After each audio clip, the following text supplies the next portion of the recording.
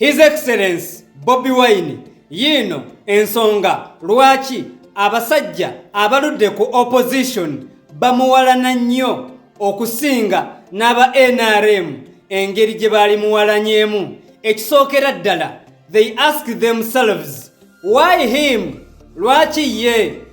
Bw'oba weetegerezza bano abasajja abaludde ku opposition bakitegeera nti Museveni tosobola kumuggyako na kalulu nga yakategeka, ne bamanya nti basobola okukozesa omuntu yenna avuddeyo okukulembera mu opposition ng'akadaala basobole okufunayo obutundu nabwo be beefuga babuwambe bakole bukingidomu bwabwe nga bakozesa ono frontliner nga eddaala eribatuusa ku kiruubirirwa kyabwe.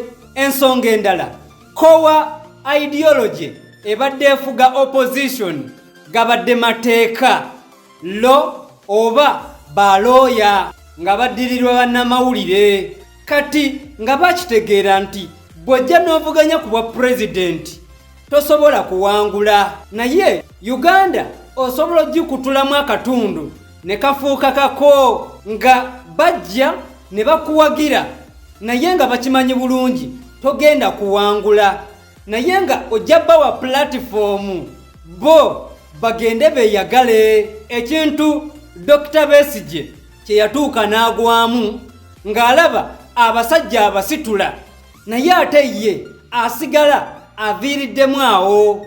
96 bw'oba weetegerezza Kawanga Ssemwogerere, omusajja yali asinga amaanyi ku opposition, yali musomesa. Kiba kitegeeza we wabeerawo saga yonna yeetaagisa ogenda mu kkooti, bavaayo ne bafuuka abawolereza.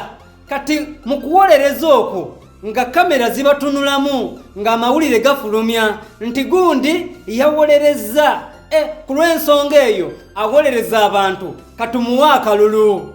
Mu 2021 Ssebaggala yali ayagala obwa pulezidenti naye ng'ebitabo tebiwera, naye ye yali wa bya bizinensi. Kati Dr. Kizza Besigye bwe yajja okuva 2021 paka 2016 nga bwajja n'avuganya oba ne wabeerawo political chaos oba tragedy nga bamukwata bamusiba.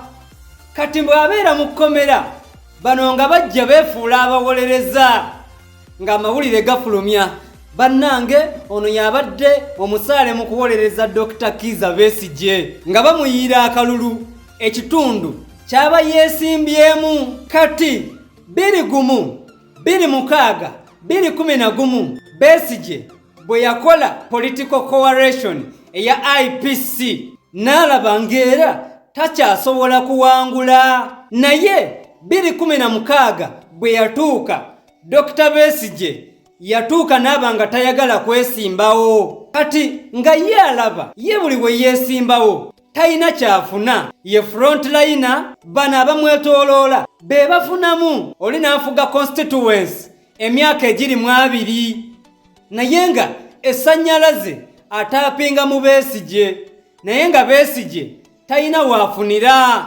2016 bamwegayirira bwegayirizi okudda mu race. Kati 2021 His Excellency Bobi Wine bwe yakwatagana n'abasajja ba DP Block n'alabanga ati waabwe wa politics atambulira ku mawulire nti bajja ne beefuula abakuwolereza obawe pulpit oba akatuuti basigale nga be bannankulu ne bassenkulu mu bitundu gye bava ng'ebyokulwanyisa Museveni baabivaako dda. Kati essaawa zino ekikyasinze okulumya bannamateeka omutwe nti mu kalulu ka 2021 His Excellency Bobi Wine bwe yalabanga kkooti tejja kusala mazima omusango n'aguggyayo, naye ate singa omusango yagulekayo bano baalize ne bamwekukuutirizaako bwe bati basobole okubanga baddamu ne bafuga. ne we ya readinga through mu ndagaano ya DP Block ne NUP n'alabanga abasajja obubadi babuzannyira mu mateeka, kye yakola n'agenda ku Cavendish n'asoma amateeka kati nga toyina ngeri ki gy'omumanipuletingamu. Baali bamanipulatinga ba Dr. Besigye nti bo basawo, bakawanga Semwogerere nti bo basomesa, Bassebagala nti bo ba bizinesi. Kati nga ekyokulwanyisa ekibayamba okuritaininga obwo obutundu bwe baawamba kwe kujja ne beefuula abawolereza, naye nga babala kimu kusigaza bitundu byabwe bye baawangula okuva edda n'edda. N'ensonga endala lwaki abasajja abo tebaagala NUP etegeke party primaries, kubanga bafuutu soja ebifo byonna basobola okubyera.